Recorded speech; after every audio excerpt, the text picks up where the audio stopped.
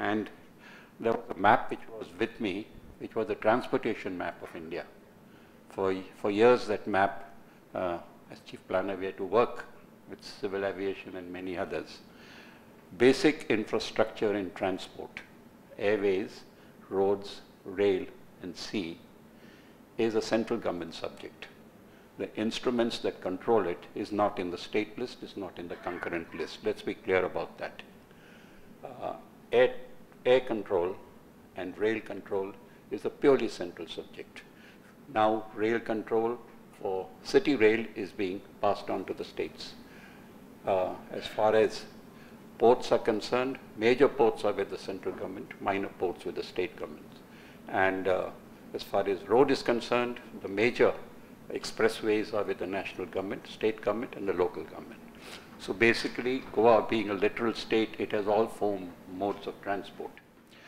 The other important thing is planning for transportation of any of the modes no longer is the people in focus. Its transportation of goods is as important, if not more so, in the international market and economies, and airports have a major role to play. The second thing that we have realized, of the four modes of transport under which India competes with the rest of the world, road and rail is very internal. The broad gauge system doesn't take you far out of India. The road system doesn't take you far out of India. It is the sea and the air that takes you out. So they are nodes. So they don't see whether the distance of Dabolim and Mopa is relevant. Maybe they'll consult the state government, but that is not in their mind. They see the national implications, the international standings. As far as an international airport like Bombay is concerned, what I was told in Delhi, that you have to have what was called for a force majeure, another international airport that could take the load in times of emergency.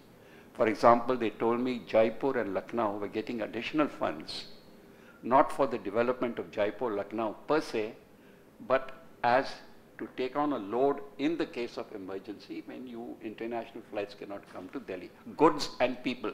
I'm harping all the time, goods and people. There was a little debate on for the north, whether Amritsar was too far, whether Ludhiana could come in.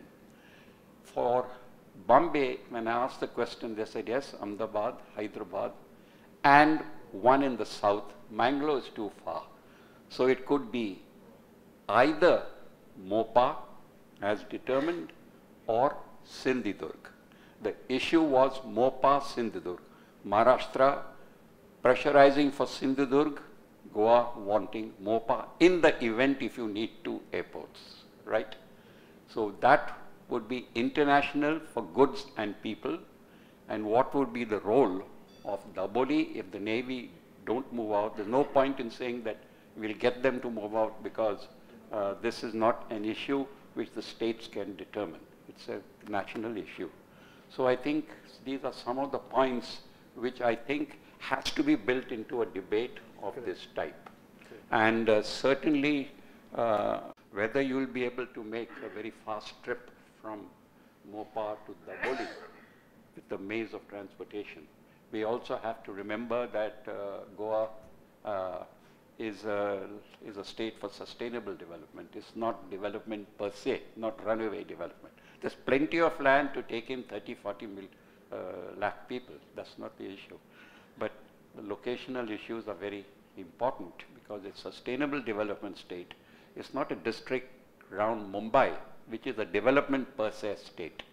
I read somewhere that the Chief Minister mentioned in the Assembly that Mopa would probably be used for transportation. Cargo, which I think is a good statement. But I don't think it can survive only for cargo. I mean, it's that international issue which has, and all that goes with it. The question of manufacture, dedicated manufacture. And as you rightly said, these are issues that will give jobs.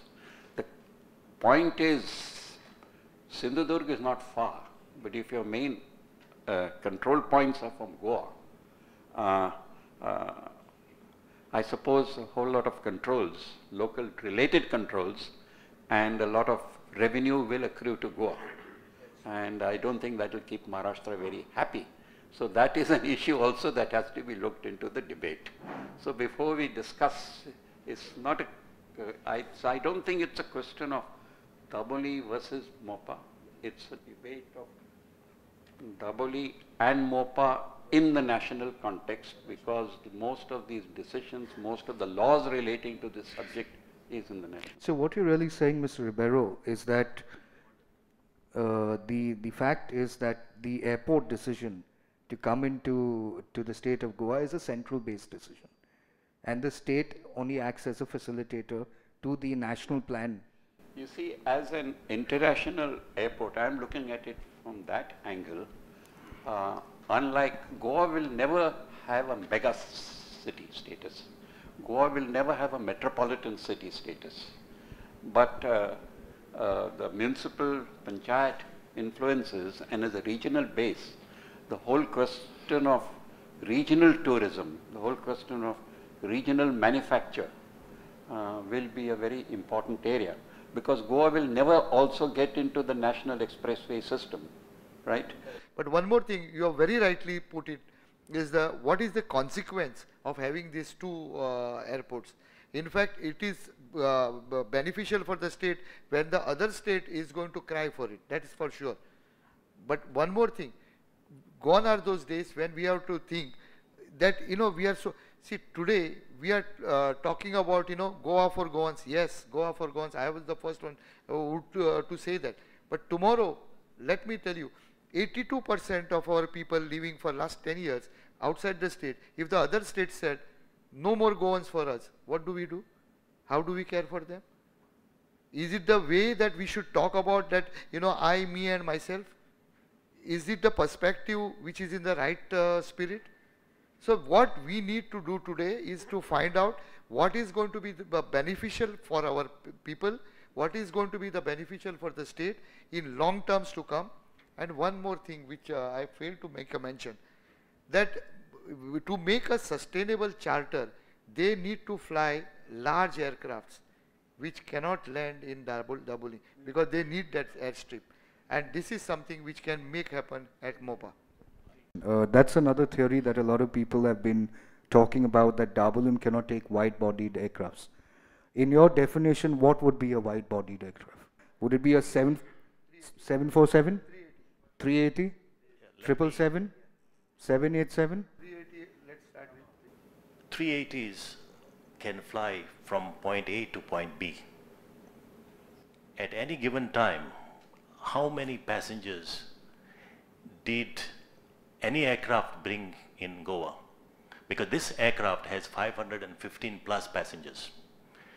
I haven't seen anywhere this aircraft has flown as a tourist destination with this aircraft till today.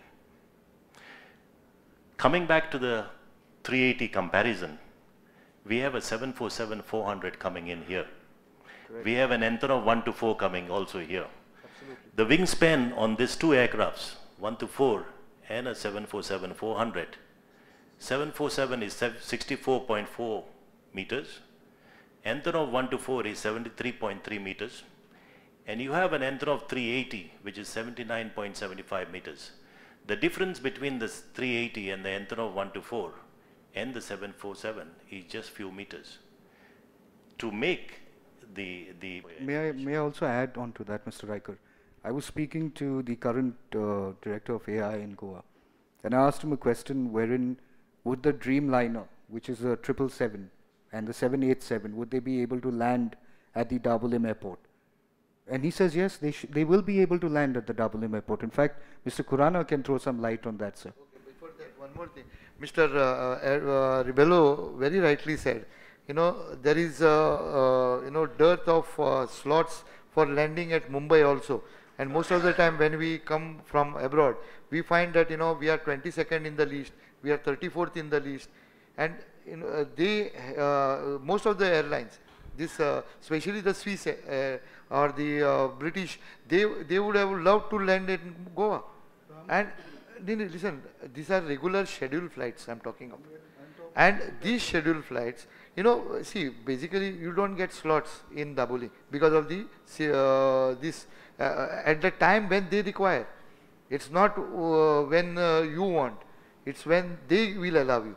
Now these are the things. Then there are certain aircraft who would like to make a base in Goa. Now there are several things like this, you know, which a base, what do you mean, Mr. base. See, I'll give you one example. Indigo. Indigo is a growing airline today. Yes. They want a base. You know, they would love to be making a suppose headquarters in Goa. What is wrong in that? So let's not go by assumptions. But somebody wants to make a base in Goa. What has that got to do with the airport, sir? Airport means, see, you want to make it feasible, you want to make it viable. It can be made viable. See, there are several ways of making an airport viable. Now, as far as Goa present airport is concerned, because I am talking as a neutral person, there are constraints. Because Navy do restrict the slots and all that thing. But at the same time, actually our situation is same as Bangalore. Even Bangalore wrote to us, that we are no more able to take your civil flights because our training requirements and testing requirements has increased. That time when the Bangalore new airport with a much more traffic but the Goa is handling today, the same question rose about the commercial viability of the airport.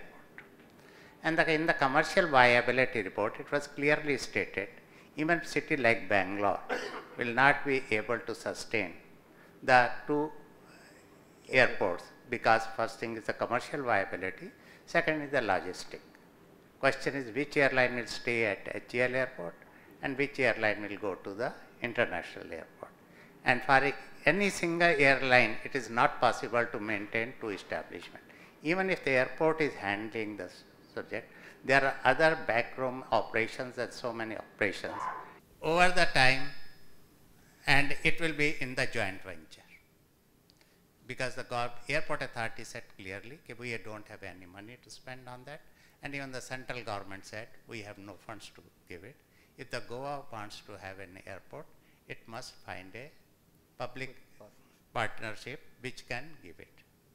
And as you know that after site for which the airport authority had the reservation at that time, of course I don't know what is the stand today, about the site at the Mopa, because it will be a tabletop airport. Correct. With 3 sides ditches. And after Mangalore incident, it was decided that unless we have a compulsions, we will not go for the tabletop may I just interject you 1 minute, sir? You brought up a very valid point, and I would like the people to know about this. There was a point of time where the Mopa airport land was being considered by the defense forces to 2005, right, Vito? As a defense force to be set up as an airport. That's one point of time, Mr. Riker. They have a report which I will publish in the next week, where clearly stated that this particular land is unsafe for an airport. Am I right, Mr. Khurana? There was something to that effect. That thing, but that was actually in my report also. Correct. Question is the same thing. Once you have you know that most of the accident undershoot area and all. In Mopa, what I have understood and seen the land, we have on 3 sides just sufficient land to meet the regulatory requirements. There is no further safety margin. That is the one person which has to be consideration. If you have a choice, if you don't have a choice, I am not saying, even we have airports which are even much more critical than the Mopa would be there. But question is, given the choice, should we take that risk, additional risk? That was the question. That was the raise in our first report itself. Should we raise, if Goa had no plain land, hilly areas, where is the plain land? But Goa is not such a place. That was one of the reason. And second thing is, with the, whatever you may say, sir, whether you will bring the cargo traffic and all, given the present status of the Goa economy and the industries here, will it be sustainable for any private venture to come here? Or supposing it may be viable after 30 years, but will he be able to sustain the losses for 30 years?